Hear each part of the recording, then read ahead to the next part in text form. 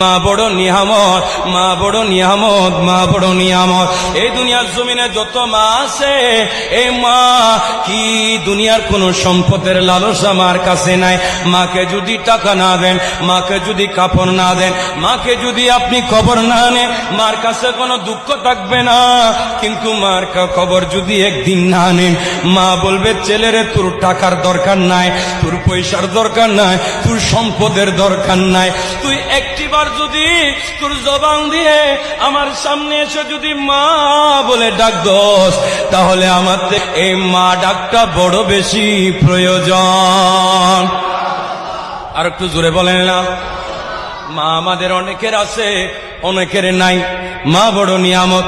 যাদের মা আছে, এই নবীর প্রেমিকের দল, কথা খুব মনোযোগ দিয়ে খেয়াল করবেন। যার মা আছে ইনার ঘরে জান্নাত আছে, যার বাবা আছে ইনার ঘরে জান্নাত আছে। কথা বলেন ঠিক কিনা?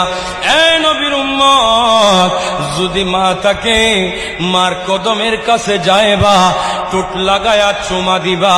আমার নবী বলেন মার কদমে চুমা নয়, বাইতুল্লাহর চৌকটে চুমা দিয়েছ।